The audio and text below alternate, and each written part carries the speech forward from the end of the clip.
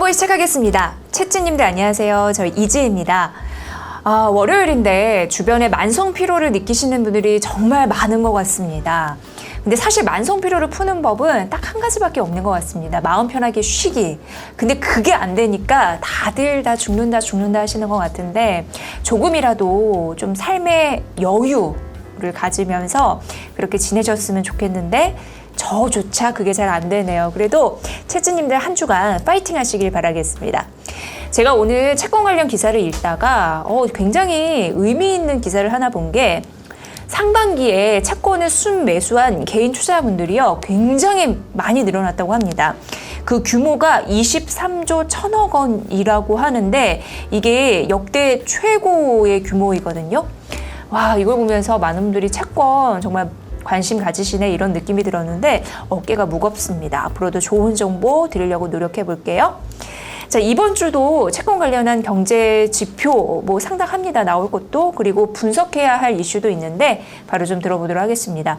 박준우 KB증권 연구원 연결합니다. 연구원님 안녕하세요. 네, 안녕하십니까. KB증권 박준우입니다. 네, 반갑습니다. 미국 기준금리 인하를 뒷받침할 그런 지표들이 줄줄이 나왔는데 일단 6월 고용 지표 이게 둔화됐더라고요. 지난주 월간 고용에서는 특기할 부분이 이제 실업률과 비농업 고용입니다. 먼저 실업률부터 말씀을 드리면 4.1%를 기록을 했고 이 수치는 지난 3개월 연속으로 상승한 수치입니다. 저희가 좀 기준점으로 삼아야 될 부분이 연준의 중장기 전망일 겁니다. 연준은 매 분기마다 중장기 실업률 전망치를 내놓는데 그 수치는 4.2%입니다.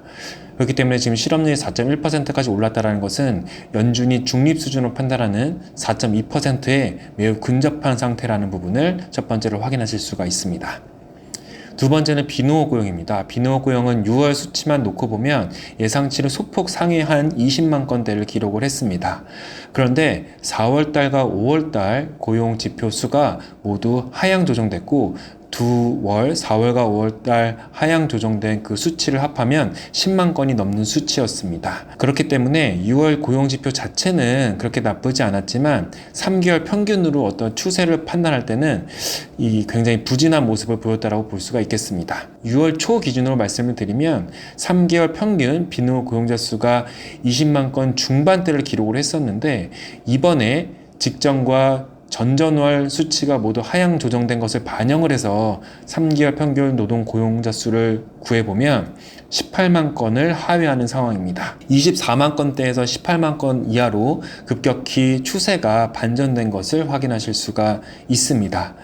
이 18만 건이라는 수치가 또 중요한 이유는 저희가 판단하는 잠재 고용자 수도 약 18만 건이기 때문에 그렇습니다. 잠재 고용자라는 것은 어느 정도의 고용자 수가 나와야 실업률이 급격히 상승하지 않고 좀 안정적으로 유지가 될 수 있을까? 실업률을 안정적으로 유지시키는 비농업 고용자 수라고 볼 수가 있을 텐데 그 수치를 저희는 18만 건 정도로 보고 있거든요. 근데 최근 이제 비농업 고용 데이터가 그 수치를 하회하기 시작했다는 부분이 포인트입니다. 또한 지난주 초에 발표된 졸트 보고서를 보면 구인 건수가 일시적으로 반등을 하긴 했습니다. 그렇지만 이 지수의 추세 자체도 하향 트렌드를 보이고 있고 이것의 선행 지표들도 사실은 꾸준히 하향 트렌드를 보이고 있습니다. 연준 입장에서는 더 이상 인플레이션만 바라보고 통화 정책을 펼치는 것이 아니라 고용 지표까지 함께 봐야 되는 시기가 도래했습니다.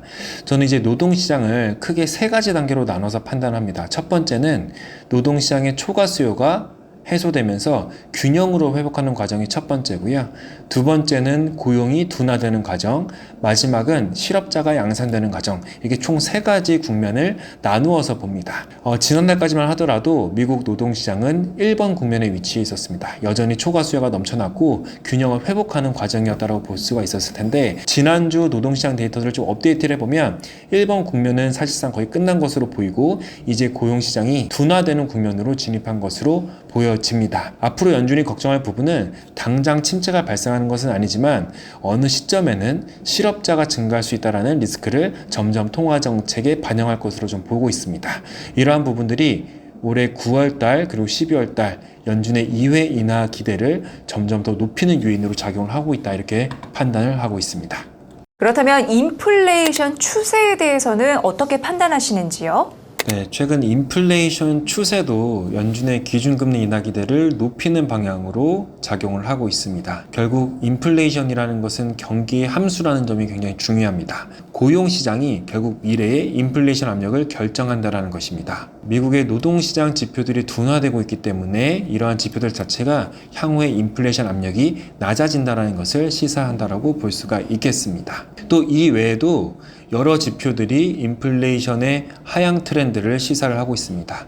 첫 번째로 연준이 목표로 하는 PC 인플레이션 중에서 3% 이하의 상승률을 보이는 항목들의 비중이 50%를 넘어섰습니다. 1월 달만 하더라도 그 수치가 즉 연간으로 3% 이하의 인플레이션을 보였던 항목의 비중이 30%가 채 되지 않았었는데 그 비중이 50%까지 넘어선 겁니다. 그 말인 즉슨 지금 미국의 디스인플레이션 추세는 일정 특정 품목에 국한된 것이 아니라 경제 전반적으로 나타나고 있는 현상이다라고 볼 수가 있겠습니다. 또 다른 하나는 통계적 기법을 활용한 인플레이션 추세 판단 방법입니다. 뉴욕 연은에서는 PC 인플레이션이 추세적으로 몇 %인지를 나름의 통계적 방법을 활용해서 매월 공시를 하고 있습니다.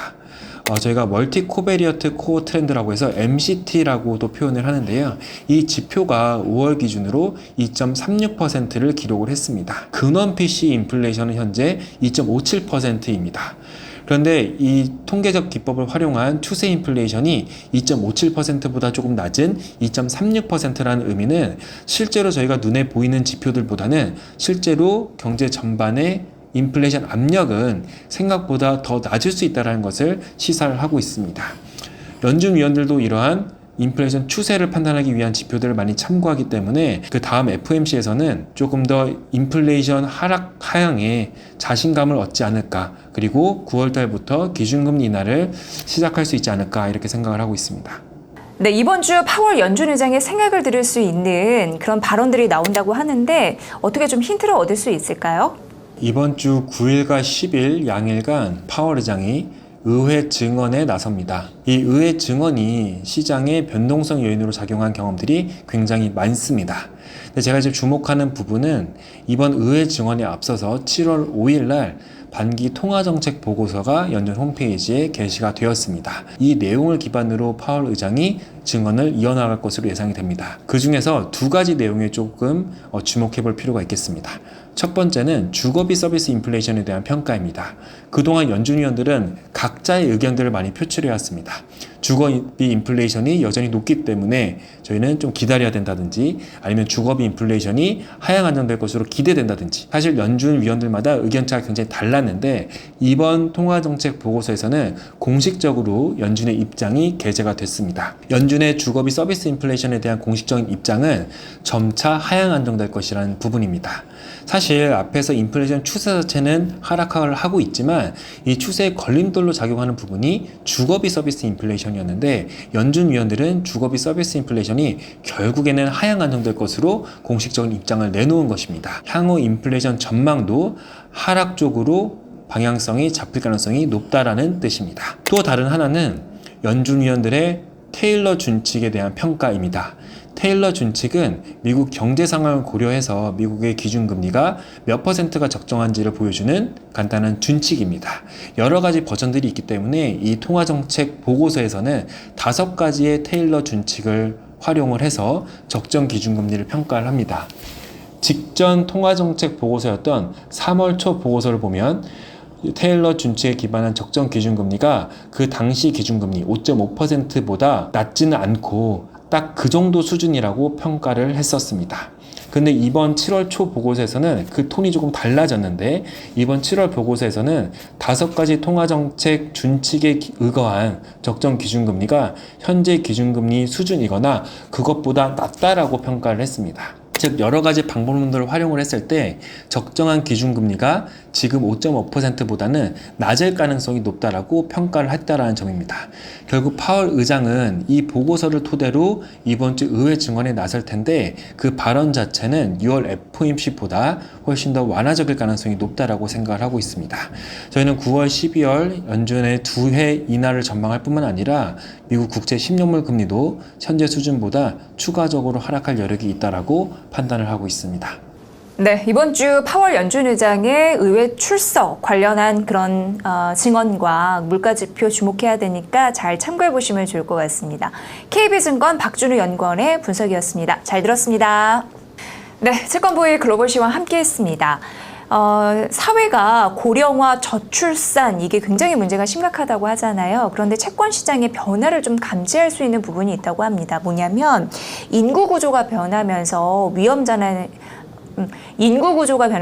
위험 자산에서 안전 자산으로 좀 시선이 바뀌는 흐름들이 나타날 수 있다고 합니다. 그래서 국채 발행이 더 많아질 수 있고 국채 수요가 더 확대될 수 있는데 또 어느 편에 어느 사이드에 서냐에 따라서 금리의 방향성이 달라진다고 하니까 이런 인구 구조 변화 문제에 따른 채권 시장의 영향력도 잘 판단을 해봐야 될 것 같습니다. 어쨌든 저희는 매일매일 채권 시장의 변화 잘 추적해서 여러분께 질 좋은 콘텐츠 드리도록 하겠습니다. 채권으로 경제적 자유를 실현하는 그날까지 채권부의 이번 주도 화이팅 할게요. 고맙습니다.